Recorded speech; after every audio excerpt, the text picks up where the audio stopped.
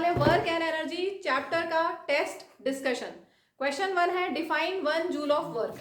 1 joule of work कब होगा? आपके पास फॉर्मूला है, वर्क का फॉर्मूला आपके पास है फोर्स इनटू डिस्प्लेसमेंट। वर्क होता है फोर्स इनटू डिस्प्लेसमेंट, ठीक है। अगर हम 1 न्यूटन का फोर्स अप्लाई करें और किसी ऑब्जेक्ट का डिस्प्लेसमेंट 1 मीटर हो, आप सोचो कि एक ऑब्जेक्ट है और आप उसके ऊपर 1 न्यूटन का फोर्स लगा रहे हो, यहाँ से धक्का दे रहे हो और वो जाते जाते 1 मीटर डिस्प्लेस हो गया, यहाँ से यहाँ तक 1 मीटर डिस्प्लेस हो गया। तो हमने जो फोर्स लगाया उसके ऊपर जिसकी वजह से 1 मीटर डिस्प्लेसमेंट हुआ, तो उसको हम बोलेंगे हमने कितना वर्क किया, 1 जूल वर्क किया। समझ में आया? तो 1 जूल ऑफ वर्क क्या होगा? जब हमने 1 न्यूटन का फोर्स अप्लाई किया और ऑब्जेक्ट डिस्प्लेस हुआ बाय 1 मीटर। प्रॉपर स्टेटमेंट आपकी टेक्स्ट बुक में है। 1 joule is the amount of work done on an object when a force of 1 Newton displaces it by 1 meter along the line of action of force. Clear? Next question. Question 2. A freely falling object, a freely falling body eventually stops on reaching the ground. Freely falling body, यहाँ से freely falling है मतलब initial velocity 0 और यहाँ पर आके वो रुक जाती है। तो what happens to its kinetic energy? Kinetic energy, हाँ देखो, just before reaching the ground, just before hitting the ground उसकी काइनेटिक एनर्जी मैक्सिमम होगी, ठीक है। And finally on reaching the ground its kinetic energy will get converted into heat energy या sound energy. Sound energy तो होगी ही, साथ में थोड़ी बहुत हीट एनर्जी भी हो सकती है, ठीक है। जब भी कोई फ्रीली फॉलिंग ऑब्जेक्ट है तो उसकी काइनेटिक एनर्जी का क्या होगा? Just before reaching the ground its kinetic energy will be maximum and on reaching the ground its kinetic energy will gets converted into sound energy and some heat energy. Clear? Next question है when velocity becomes 3 times the original velocity। Question है 3, when the velocity becomes 3 times the original velocity what is the new kinetic energy? Velocity नई वाली कितनी हो गई? 3 times। तो नई kinetic energy का क्या होगा? नई काइनेटिक एनर्जी क्या होगा? देखो, अगर इनिशियली काइनेटिक एनर्जी आप लिखोगे तो क्या होगा? 1/2 mv²। इनिशियल काइनेटिक एनर्जी यहाँ लिख देते हैं, ऊपर का दिख नहीं रहा, 1/2 mv²। काइनेटिक एनर्जी को मैं सिर्फ k लिख देती हूँ। अब नई वाली काइनेटिक एनर्जी क्या होगा? Half mv'²। v की जगह v' और v' कितना है? 3 times v, that is 9v²। अब हमें इसको कंपेयर करना है ओरिजिनल काइनेटिक एनर्जी से। ओरिजिनल काइनेटिक एनर्जी कितनी है? Half mv²। कितनी है? तो ये 9 बाहर करके 1/2 mv² ऐसा लिख सकते हैं, इसको रीअरेंज कर दिया, मल्टीप्लीकेशन में रीअरेंज कर सकते हैं, ठीक है। तो 9 times तो ओरिजिनल काइनेटिक एनर्जी, तो काइनेटिक एनर्जी नई कितनी हो गई? 9 times। New kinetic energy is 9 times, ठीक है। नेक्स्ट क्वेश्चन फोर्थ में है how many watts make 1 horse power. How many watts 1 horse power में होता है? 746 वॉट। इसको याद करना है बस, कुछ भी नहीं है इसमें। 1 हॉर्स पावर, पहले के ज़माने में जब इंजन्स, पावर इंजन्स नहीं थे, मशीन्स नहीं थी, तब हॉर्स की पावर का यूज़ करते थे, ठीक है। फिर जब मशीन्स बन गई तो उस हॉर्स की पावर को मशीन्स की जो पावर है उससे कंपेयर करके बताया कि 1 हॉर्स पावर 746 वॉट के इक्वल होती है, ठीक है। Next question 5, what is the ultimate source of energy? Ultimate source of energy is sun. Question 6, what should be the angle between force and displacement for work done to be 0। Work 0 कब होगा? Angle force और displacement में कितना होगा? तो force और displacement में कितना होगा एंगल? 90 डिग्री। जब फोर्स और डिस्प्लेसमेंट के बीच में फोर्स ऐसे लग रहा है, डिस्प्लेसमेंट ऐसे हो रहा है, इनके बीच का जब एंगल 90 डिग्री होता है तब वर्क डन 0 होता है। क्यों होता है? क्योंकि वर्क डन का फॉर्मूला होता है Fs cos थीटा। वर्क होता है Fs cos theta. cos theta हमारे पास है 90 डिग्री और cos 90 होता है 0।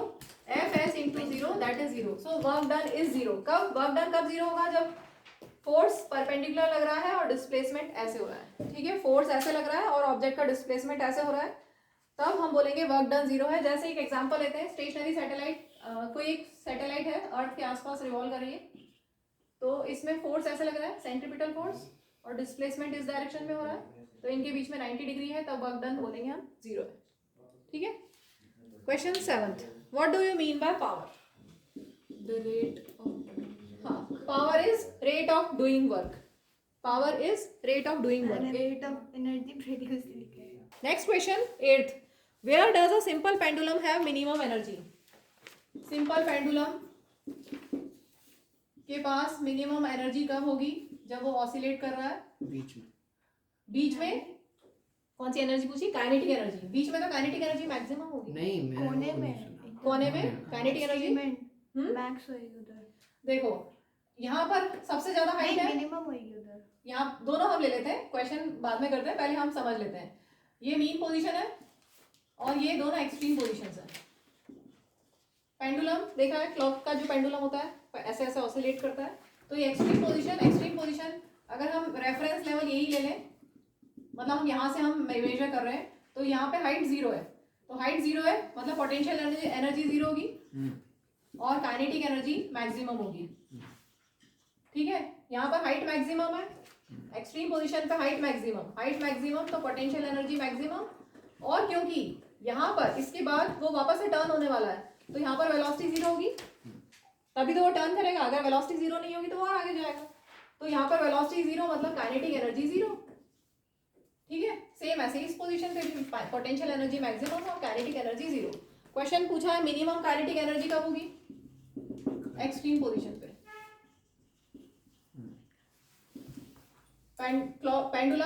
pendulum bob will have minimum kinetic energy at extreme position. ठीक है. क्वेश्चन 9th कर रहे हैं. 2 masses in the ratio 1:10. 2 masses in the ratio 1:10 are dropped from the same height. आप सोचो कि सेम हाइट से हमने ये ग्राउंड लेवल है, सेम हाइट से 2 मासेस को ड्रॉप किया. पर इसमें वो वेलोसिटी वगैरह तो दी नहीं है जो आपने बताया था. पोटेंशियल एनर्जी की बात है, बताया था मैंने, वर्कशीट में भी था ये question. Which will lose more potential energy? Question है which will lose more potential energy. Potential energy का फॉर्मूला क्या होता है? mgh. तो पोटेंशियल एनर्जी फर्स्ट ऑब्जेक्ट की upon potential energy second object की क्या होगा? mg. वाला ज्यादा लूज करेगा. ये सेकंड वाला ज्यादा लूज करेगा. दोनों के लिए g सेम है. g होता है acceleration due to gravity, fix value 9.8 metre per second square. दोनों की हाइट सेम है. यहाँ क्वेश्चन में दिया है कि उनको हमने सेम हाइट से ड्रॉप किया. ठीक है. तो g और h सेम है, तो ये आ गया m1 upon m2. Potential energies का रेशो, मासेस का रेशो 1/10 है. ठीक है. तो पोटेंशियल एनर्जी फर्स्ट ऑब्जेक्ट की upon potential energy second object की का रेशो आ गया 1:10. तो कौन सी ज्यादा है? सेकंड ऑब्जेक्ट की. ये अगर हम 1x ले लें तो ये 10x है, मतलब 10 टाइम्स है. तो which will lose more energy? The object having more mass. क्या आंसर होगा? Object having more mass will lose more potential energy. Next question. Name the type of energy possessed by stretched rubber band. Stretched rubber band के पास होती है elastic potential energy. Next question 11th. नहीं आया. What is the work to be done to increase the velocity of car from 30 km per hour to 60 km per hour if the mass of the car is 1500 kg? ये question है. Work कितना होगा हमें ये बताना है. Car की velocity increase करनी है 30 km पर आवर से 60 km पर आवर. तो सबसे पहले आपको ऐसा यूनिट में कन्वर्ट करना पड़ेगा. किलोमीटर पर आवर को मीटर पर सेकंड में कन्वर्ट करने के लिए क्या करते हैं बताओ? 5/18. यस, इंटू 5/18 करोगे तो ये मीटर पर सेकंड में हो जाएगा. कैंसिल करते हैं. 6 10 60, 6 3 18. ये हो गया 50/3 मीटर पर सेकंड. और यहाँ पर भी मैं 6 से ही कर रही हूँ. 6 5 30, 6 3 18, 25/3 मीटर पर सेकंड. ठीक है. ऊपर का दिख नहीं रहा है, वापस करना पड़ेगा. कैमरे को थोड़ा शिफ्ट करते हैं. चलो, ऊपर का दिख रहा है. Initial velocity 30 km per hour, उसको मीटर पर सेकंड में कन्वर्ट कर दिया 5/18 से मल्टीप्लाई करके. ठीक है. वर्क निकालना है। वर्क का आपके पास फॉर्मूला क्या है? Force into displacement. यहाँ पर वर्क से क्या हो रहा है? वर्क से क्या हो रहा है? एनर्जी, उसकी वेलोसिटी चेंज हो रही है। वर्क से क्या हो रहा है? वर्क हम कर रहे हैं और वेलोसिटी चेंज हो रही है, वेलोसिटी इंक्रीज हो रही है ना, वेलोसिटी इंक्रीज हो रही है, इसका मतलब यहाँ काइनेटिक एनर्जी आ गई। तो यहाँ work done will be equal to change in kinetic energy. Work done किसके इक्वल होगा? Change in kinetic energy. यहाँ पे क्योंकि वेलोसिटी दी है इसलिए काइनेटिक एनर्जी आ गई।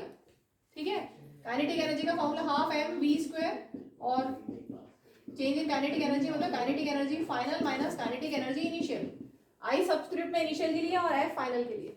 Kinetic energy final minus kinetic energy initial. Final half M final velocity minus half M initial velocity का square. ठीक है, half M common, V square minus you square. अब मास की वैल्यू पुट करते हैं। मास है 1500, we square 50/3 का square और यू स्क्वायर 25/3 का स्क्वायर। चलो इसको सॉल्व कर लो, आंसर आ जाएगा। इसको सॉल्व करते हैं, ये कैंसिल हुआ, 2 7 14, 2 5 10, 50 का स्क्वायर 2500 अपॉन 3 का स्क्वायर 9, यहाँ पर 625/9। ठीक है, कितना हो गया है वर्क? 750 इंटू 2500 माइनस 625 कितना आ रहा है? जल्दी बताओ। 2885 2885 अपॉन 9। सही है, चेक करेंगे सभी। इसको सही करते हैं, गलत है, 1875 होगा, 1875। अब कैंसिल करें, किससे होगा? 3 से, 3 3 9, 3 6 18, 3 2 6, 3 5 15 और ये 3 से 3 2 6, 3 5 15 मल्टीप्लाई करके अब बताइए 250 इंटू 625 कितना आ रहा है? ठीक है, ये आंसर आ रहा है 156250, 156250 जूल। वर्क यूनिट होती है जूल। ठीक है, वर्क यूनिट वही जो एनर्जी की यूनिट होती है। Next question, a machine does 4960 joule of work. Work आपको दिया है 4960 जूल और टाइम दिया है 4 मिनट्स और आपको पूछा है what is it's power. A machine does 4960 joule of work in 4 minutes, what is it's power? Power होता है rate of doing work, 4960 upon time minute में है, उसको सेकेंड में कन्वर्ट कर दो इनटू 60 करके, 4 इंटू 60 कैंसिल कर दो और आंसर आ जाएगा 2.66 watt 2.66 वॉट वॉट। चेक कर लें एक बार। 4 1 4, 4 2 8, 4 4 16, 124/6। ये कैंसिल हुआ, 2 3 2 6 2 2 फिर 3 2 6। सही है। 2 तो नहीं होगा, 20 होगा वो। हाँ, क्योंकि 62/3 आ रहा है ना, तो 20 आएगा। 3 2 6, 2 लिखा, 3 के टेबल में 2 नहीं आता, 0 लिख के पॉइंट लगाएंगे और 0 लगाएंगे। 3 6 18, 20.66। ठीक है, 0 की टर्म में 6 की 0। ऐसा सोचो कि 3 इंटू 20 करोगे तभी तो 60 से ज़्यादा आएगा। 3 इंटू 20 करोगे तभी 60 आएगा ना, यहाँ 62 समथिंग है। ठीक है, अगर 2 लेते तो 3 2 6 मतलब 6, यहाँ 6 के आसपास 6 पॉइंट समथिंग होना चाहिए था। चलो आगे है, what are the various energy transformations that occur when you are riding a bicycle. बताओ। काइनेटिक और मस्कुलर। और पोटेंशियल भी। काइनेटिक एनर्जी आपकी muscular energy of our legs get converted into kinetic of pedal, and when we sit on seat it gets बहुत ही बढ़िया। क्या? हाँ, kinetic energy of pedals और and when we sit on the seat it gets converted into PE, potential energy। Dam, Google इतना भी बताता है। Google नहीं है ये, गूगल में ना साफ सुथरा आता, जो स्पेलिंग मिस्टेक्स है। ठीक है, तो लिखा मस्कुलर तो एनर्जी तुमने ऑफ Google लेग्स में इनटू थोड़ी काइनेटिक लिखा एनर्जी ऑफ पेडल्स और आपकी पोटेंशियल एनर्जी ऑफ राइडर।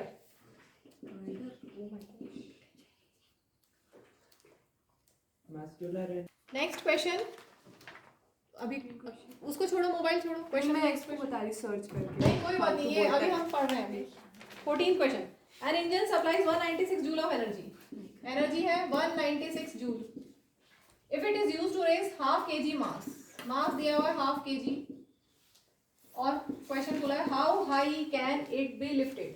वापस रिपीट कर रही हूँ. An engine supplies 196 joule of energy if it is used to raise half kg mass. How high can it be lifted. तो यहाँ पर एनर्जी दी है. कौन सी एनर्जी होगी अगर हाइट पे लेके गए तो? Potential energy. तो जो एनर्जी है वो पोटेंशियल एनर्जी. और पोटेंशियल एनर्जी का फॉर्मूला होता है mgh. मास आपके पास है 1/2. जी को हम 10 ले लेते हैं. एच आपको फाइंड करना है और पोटेंशियल एनर्जी दी हुई है. ठीक है, बस सॉल्व करना है. 2 5 10. So H equal to 196/5. बोलो कितना डिवाइड करके? 40. अच्छा, यहाँ पे 9.8 लेते हैं. सुनो ध्यान से सुनना एक चीज. जी को हम 10 भी ले सकते हैं और 9.8 भी ले सकते हैं. लेकिन जी को कब 10 लें और कब 9.8 लें? मेरा तो 40 है. जब 7 का कोई भी मल्टीपल दिखाई दे क्वेश्चन में, ध्यान से सुनो.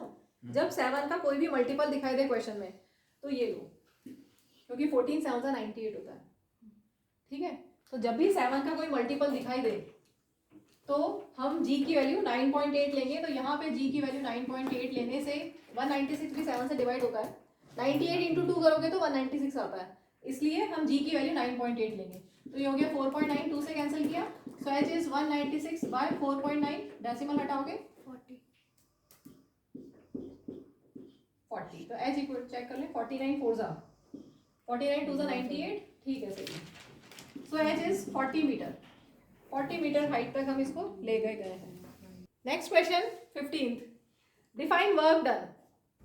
बोलो क्या आंसर है तुम्हारा? Work done. Force and पहला- displacement is acted on body. Force is acted on the body and object is Force and displaced. हाँ, 3 पूछा है. Negative positive. नहीं, पहले डिफाइन वर्क डन क्या है लिखा है? Work is said to be done when a force is acted on the object and the bodies and the object is displaced. ठीक है, वर्क डन समझ में आ गया. When force is applied on the object and object is displaced लिखा है. हाँ. अब question में आगे पूछा है ये तो 4 मार्क का होना चाहिए. When do we say that work done is 4 positive, 3 negative. Second part में नेगेटिव और थर्ड पार्ट में 0. तो वर्क डन पॉजिटिव कब होता है? जिस डायरेक्शन में फोर्स लगे और Same उसी डायरेक्शन में डिस्प्लेसमेंट हो तो वर्क डन पॉजिटिव होता है. तो क्या लिखोगे स्टेटमेंट, या आप लिखोगे थीटा इक्वल टू 0 डिग्री. तो पॉजिटिव कब होता है? When force and displacement are in same direction, that is theta equal to 0 degree. Next case में फोर्स इधर लग रहा है और डिस्प्लेसमेंट इधर हुआ, मतलब थीटा 180 डिग्री. इन दोनों के बीच में 180 डिग्री एंगल. ठीक है, when force and displacement are opposite to each other, that is theta equal to 180 degree. और जब फोर्स और डिस्प्लेसमेंट 90 डिग्री पे हो, थीटा 90 डिग्री हो, देन वर्क डन इज 0. सही है, ठीक है. 2 मार्क्स मिलेगा. जब सेम डायरेक्शन में होते तो भी 0 ही होता है. Next question 16. The height of Qutub Minar is 75 metre. How much work is done when 50 kg man reach the top. कितना वर्क डन हुआ जब 50 kg man reach the top? Work done यहाँ पे किस फॉर्म में होगा? In the form of potential energy. ठीक है, हाइट पे गया ना, किसी भी ऑब्जेक्ट को हाइट पे लेके जाएंगे तो उसके पास पोटेंशियल एनर्जी होती है mgh. मास इंटू जी इंटू एच. कितना है बोलो? कितना आंसर है? ये तो 37500. 37500 जूल. This is answer. देखो बच्चों ने W इक्वल टू एफ किया है तो उसमें भी कुछ गलत नहीं है, वो समझ लो. वर्क का फॉर्मूला F इंटू एस होता है, फोर्स इंटू डिस्प्लेसमेंट. अब फोर्स क्या है? क्या है? फोर्स दिया हुआ है. क्या दिया हुआ है? फोर्स. यहाँ पे मास दिया है, फोर्स नहीं दिया. ध्यान से सुनो, फोर्स नहीं दिया, मास दिया है. तो फोर्स क्या होता है? फोर्स होता है ma, फोर्स क्या होता है? ma. और यहाँ पर a क्या है? Acceleration due to gravity. a क्या है? Acceleration due to gravity. और s की जगह h लिख दें तो यही तो फॉर्मूला बन गया. यही तो अरे बोर्ड पे देखो, यही फॉर्मूला बन गया mgh. समझ में आया? W equal to F into S. Force क्या हुआ? फोर्स क्या होता है? ma. mg, यहाँ पर g क्योंकि एक्सेलरेशन ड्यू टू ग्रेविटी है. और s की जगह h लिख दो या s लिख दो, कुछ भी चलेगा. तो फॉर्मूला तो वही बन गया. ठीक है, सही कर सेम ही आना चाहिए. हाँ. तुमने क्या, तुमने g, तुमने सुनो, तुमने मास और h लिख दिया, तुमने g छोड़ दिया. g अभी लिखा है. हाँ, G into 10. तो सही. Next 17th. A woman pulls a bucket of water of total mass 5 kg from a well.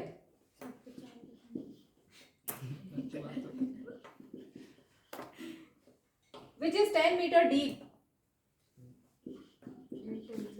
और इन 10 सेकेंड्स, 10 सेकेंड में उसने बकेट को पुल किया. Calculate the power use by her. वापस सुनो. अब women pulls a bucket of water of mass 5 kg from a well which is 10 metre deep in 10 seconds. 10 second में उसने 5 kg की बकेट को 10 मीटर ऊपर उठाया. तो पावर कितनी यूज की? पावर होती है rate of doing work. P is W/D T. अब यहाँ पे वर्क क्या होगा? mgh, क्योंकि हमने हाइट तक रेज किया है.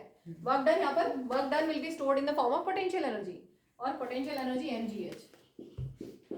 fs भी लगाओगे तो भी ऐसे यही बनेगा. ठीक है. मास 5, g 10, h 10 और टाइम 10. तो 50 जूल पर second. Power unit 50 joule, power unit joule पर सेकेंड. ठीक है, क्योंकि work unit joule, time unit second, तो जूल पर सेकेंड पावर की यूनिट हो गई. मैंने वैट लगाया. वॉट हम नॉर्मली जब बल्ब वगैरह यूज करते हैं, मशीन्स यूज करते हैं तो वॉट लगाते हैं. और आपने कितना काम किया तो नॉर्मली वो जूल पर सेकेंड में दोगे पावर. वॉट लगाया तो गलत नहीं है, वो भी सही है. प्रेफर करोगे जूल पर सेकेंड में दे. Question 18. Soni says that acceleration in an object could be 0.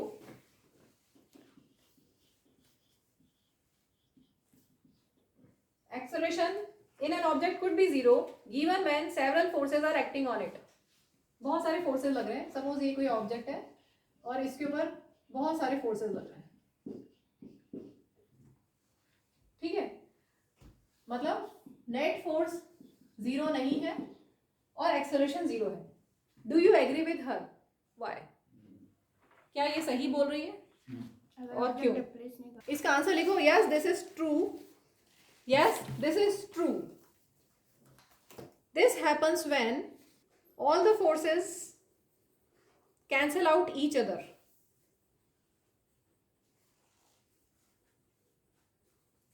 That is, net force acting on the body is 0. इसको चेंज करते हैं. नेट फोर्स तो 0 ही है. बहुत सारे फोर्सेस लग रहे हैं. F1, F2, F3, F4. अभी पूरा नहीं हुआ आंसर. बहुत सारे फोर्सेस लग रहे हैं. ठीक है, बहुत सारे फोर्सेस लग रहे हैं, लेकिन नेट फोर्स 0 है तब एक्सेलरेशन 0 होगा. अभी ये स्टेटमेंट लिखा है आपने. अब हम इसका एग्जांपल लेते हैं कि ऐसा कब हो सकता है. ऐसा कब हो सकता है कि बहुत सारे फोर्सेस लग रहे हैं लेकिन नेट फोर्स 0 है और उसकी वजह से एक्सेलरेशन 0 है. इसके आगे लिखो. For a uniformly moving object. For a uniformly moving object. Continue करना है. हाँ, for a uniformly moving object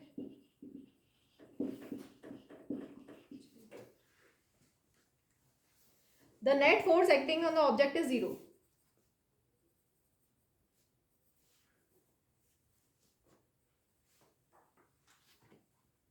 ध्यान से देखना. अगर यूनिफॉर्मली मूविंग ऑब्जेक्ट है मतलब कि उसकी यूनिफॉर्म वेलोसिटी है. इसका मतलब क्या हुआ? यूनिफॉर्म वेलोसिटी है.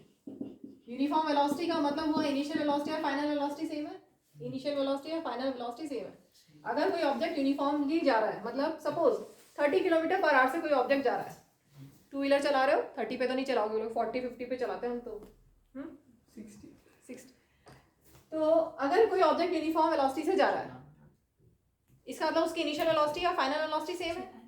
ठीक है, तो एक्सेलरेशन क्या होगा? एक्सेलरेशन का फॉर्मूला क्या होता है? v minus u upon T. v और u सेम है तो ये 0 हो गया. 0 अपॉन टी 0. ठीक है, तो अगर कोई ऑब्जेक्ट यूनिफॉर्म वेलोसिटी से जा रहा है तो उसका एक्सेलरेशन 0 होगा, और अगर एक्सेलरेशन 0 है तो फोर्स 0 होगा. ठीक है, तो वही हमने लिखा है. बहुत सारे फोर्सेस लग रहे हैं इस ऑब्जेक्ट के ऊपर. बहुत सारे फोर्सेस लग रहे हैं. F1, F2, F3, F4, बहुत सारे फोर्सेस लग रहे हैं. लेकिन अगर वो यूनिफॉर्म वेलोसिटी से जा रहा है तो उसका वेलोसिटी में कोई चेंज नहीं आएगा. वेलोसिटी में कोई चेंज नहीं आएगा तो एक्सेलरेशन 0 होगी, और एक्सेलरेशन 0 होगी तो फोर्स 0 होगा. क्लियर? समझ में आया? Next question 19. A 2 kg mass is thrown up with a velocity of 30 meter per second.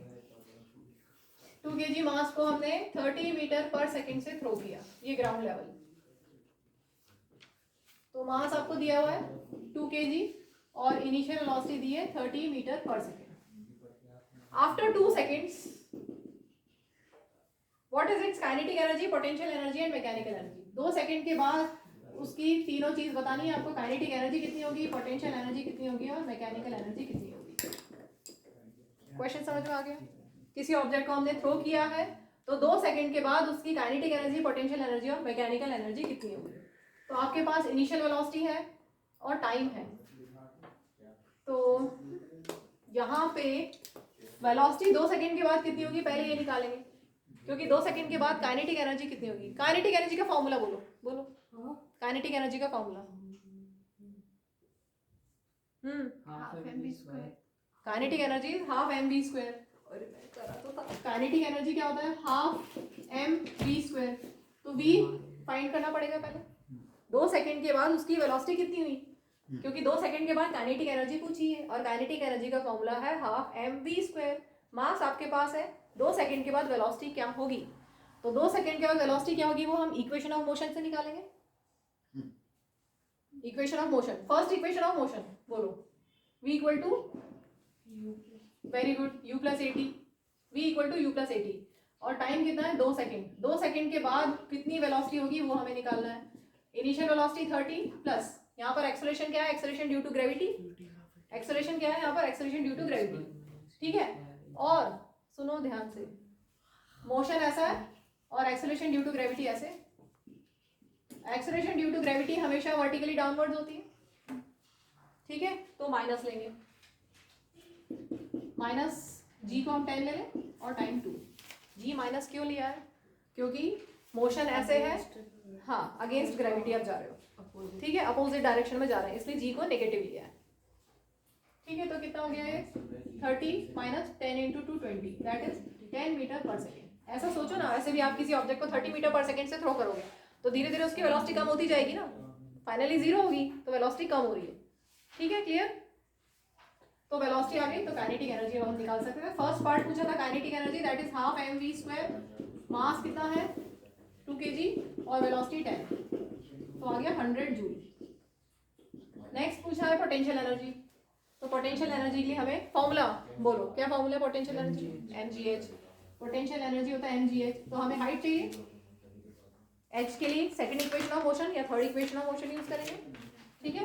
ये पूरा प्रीवियस नॉलेज चल रहा है, force motion chapter, force and laws of motion की सब चीजें यूज हो रही है, मिक्स है सब। हाँ तो हमें h फाइंड करना है, h फाइंड करना है।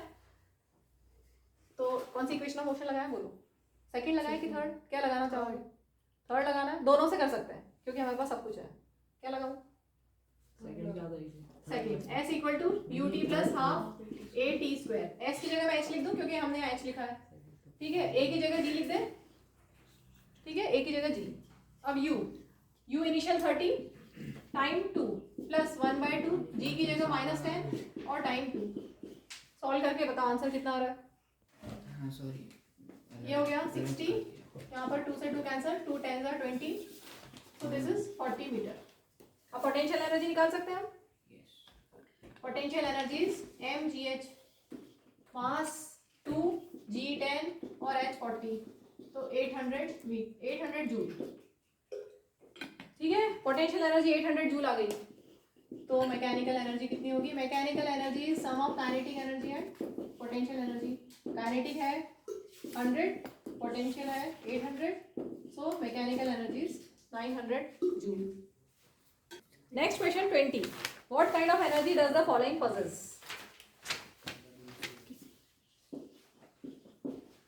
A stone kept on rooftop, Gravitational. gravitational potential potential energy, gravitational potential energy।